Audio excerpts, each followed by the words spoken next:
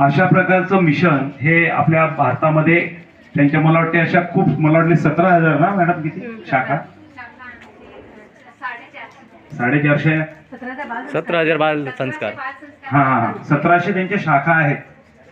बाल संस्कार केंद्र 17,000. हा जे संस्कार आपल्याला घरात मिळत नाही ते संस्कार आज त्या विद्यार्थ्यांनी ते पुस्तक वाचलं असेल म्हणून ते त्याला उत्तर देता आलं बघा. म्हणजे आपल्या डोक्यात आपण हुशार आहोत परंतु आपल्याला शिकवणारं कोण नाही.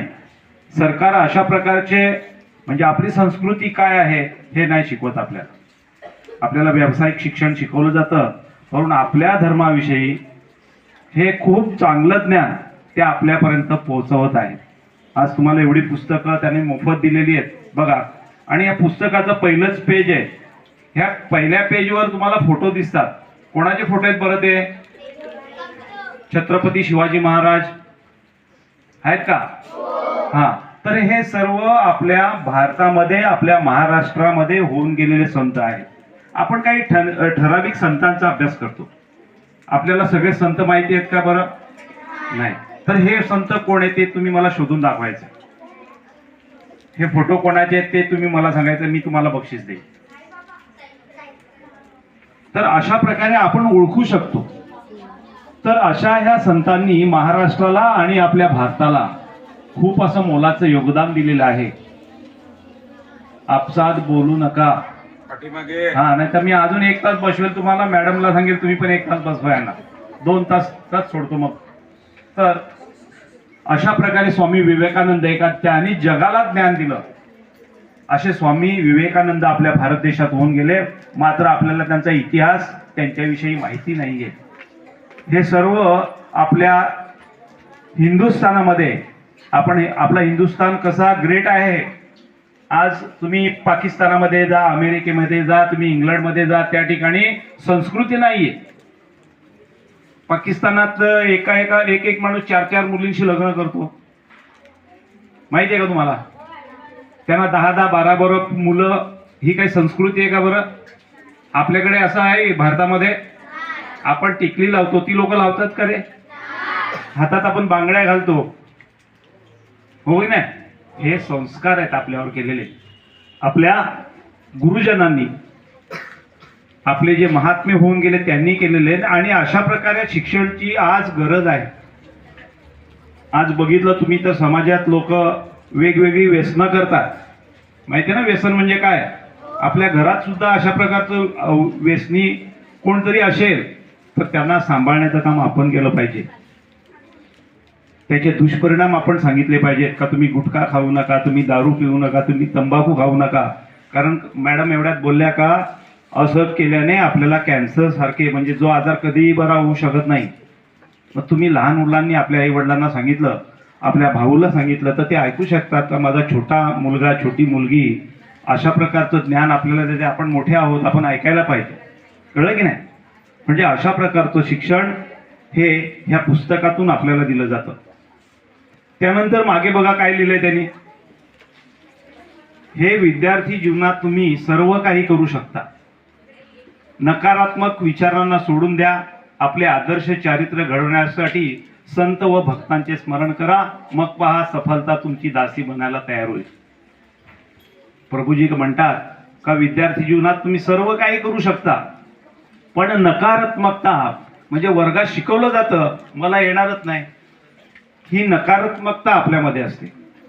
मग ही नकारात्मक जर तुम्ही तुमच्या मनातून तुमच्या डोक्यातून काढून टाकली तर आपल्या गणिताचे पाढे काय, इंग्रजीचे शब्द काय सगळं पाठ होऊन जाईल. पण मला येतच नाही असं सांगितल्यानंतर मात्र आपला अभ्यास नाही होणार. म्हणून प्रभूजी म्हणतात का आपल्यातली नकारात्मकता काढून टाका. वर्गात 1 नंबर येणारा एकच विद्यार्थी असतो, बाकीचे काय प्रयत्न करत नाही आणि त्यांचा नंबर काही येत नाही. मग त्याचं डोकं मोठं आहे का त्याला मेंदू मोठा दिलेला आहे?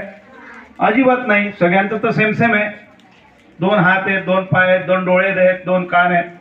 मग तुमच्यात नकारात्मकता भरलेली आहे. लक्ष द्या रे इकडे. तुमच्यामध्ये काय भरलेली आहे? हा आता मी दररोज कितीतरी मुलांना मारतो ऑफिसमध्ये बोलून, पण तुम्ही अभ्यासच नाही करत. का नाही करत? तर तुमच्यात नकारात्मकता आहे. तर आपण काय केलं पाहिजे, मला ही गोष्ट आलीच पाहिजे, मी ते केलंच पाहिजे, त्याच्याशिवाय मला सफलता मिळणार नाही. त्यानंतर आपले जे आदर्श आहेत संत महापुरुष, त्यांचं आपण स्मरण केलं पाहिजे, त्यांची आपण आठवण केली पाहिजे. आपल्याकडे अनेक ग्रंथ शाळेमध्ये उपलब्ध आहेत, ती आपण पुस्तकं वाचली पाहिजेत. अशा प्रकारची पुस्तकं ज्यावेळेला तुम्हाला दिली जातात त्यावेळेला आपल्या घरात आपल्या बहीण भावाला ती वाचायला दिली पाहिजेत. म्हणजे अशा प्रकारचे संस्कार हे आता आपल्या घरात राहिलेले नाहीयेत.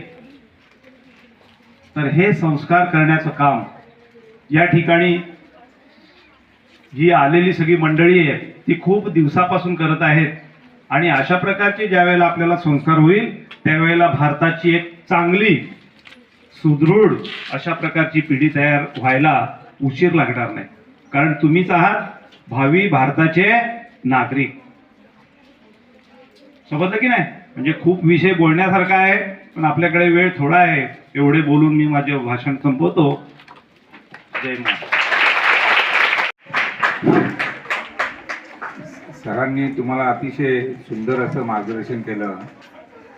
बघा, आपल्याकडे जे आलेले आहेत, मी एकच दोन वाक्य तुम्हाला असं सांगेल की आपल्याला जे तुम्हाला संस्कार मिळतात, मी मगा नेहमी सांगतो, संस्कारात बाजारात विकत मिळत नाही का. पाव किलो संस्कार द्या, अर्धा किलो संस्कार द्या, असं कधी होत नाही. संस्कार हे आपल्याला आपल्या शरीरामध्ये रुजवायला लागतात. म्हणजे आज हे आपल्याला हे मोठं कार्य हे जे करतात इथे, हे संस्कार रुजवायचं काम आहे. तुळशीचं महत्त्व तुम्हाला सांगितलं. तुळशी आपण पाहतो, पण त्याचं जे महत्त्व आहे, त्याचे गुण औषध जे आहेत ते आपण घेतलं तर आपल्या शरीरामध्ये खूप प्रकारचा चांगला बदल होऊ शकतो. आज आपल्या भागामध्ये काही लोक काय करतात, ख्रिश्चन धर्मीय लोक जे असतात, काही लोक काय करतात, धर्मांतरांचा प्रयत्न करतात. त्यांना काहीतरी आमिष देऊन सांगतात, परंतु आपला जो धर्म जो आहे, हिंदू धर्म जो आहे, त्याच्यामधले जे संस्कार आहेत, जे तत्व आहेत, ते आपण जोपासली पाहिजे. पैशासाठी किंवा काही प्रलोभनासाठी आपलं धर्मांतर कधीच करायचं नाही. आपल्यामध्ये जी खूप मोठी संस्कृती आहे, सरांनी सांगितलं की आपल्या सर्व देशांमध्ये आपल्या संस्कृतीचं नाव आहे. भारताची संस्कृती म्हटलं, तुम्हाला स्वामी विवेकानंदाचं भाषण माहिती आहे की जेव्हा सुरुवात केली त्यांनी, माझ्या बंधू आणि भगिनींनो, तेव्हा सर्व लोकांनी टाळ्यांचा कडकडाट केला शिकागो या ठिकाणी झालेल्या त्या परिषदेमध्ये. तर का, तर असं व्यक्तिमत्व म्हणजे आपल्या भारतात हे होऊन गेलेले आहेत. तर आज आपल्याला इथे हे संस्काराचं बीज रोवण्याचं जे काम आहे ते करत आहेत. तर आपण प्रत्येकाने ते बीज रोवली गेली पाहिजे. कशा प्रकारे ते आपण महत्वाचं, आपल्याकडे तो संदेश आहे. आणि प्रत्येकाने प्रत्येक ज्या गोष्टी आहेत संस्काराच्या, आचाराच्या, विचाराच्या घेतलं तर आपण जीवन चांगलं सुसंस्कारित होऊ शकते. तरच आपण पुढे चांगला नागरिक होऊ शकतो. तुम्ही लहानपणापासून घेतलं नाही तर काहीच होणार नाही. लहानपणापासून काही संस्कार घेतले नाही, काहीच होणार नाही.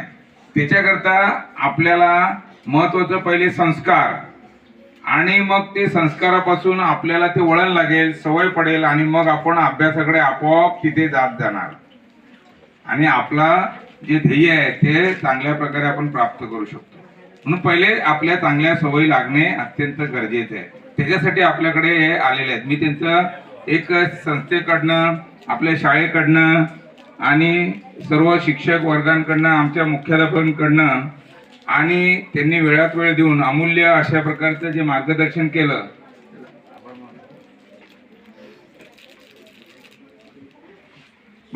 केलं, तर त्यांचं मी मनापासून आभार मानतो. खूप त्यांना धन्यवाद देतो. आणि अशाच प्रकारचं संस्काराचं जे कार्य आहे ते तुम्हाला वेळात वेळ मिळेल आमच्या मुख्याध्यापकांची परवानगी घेऊन तुम्ही करावं, मग जेणेकरून ते मुलांमध्ये ते संस्कार रुजू शकतील. धन्यवाद.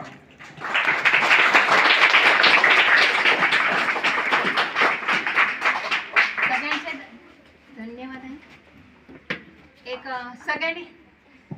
सगळ्यांनी हात जोडायचे. मी म्हणणार त्याची पाठोपाठ बोलायचं.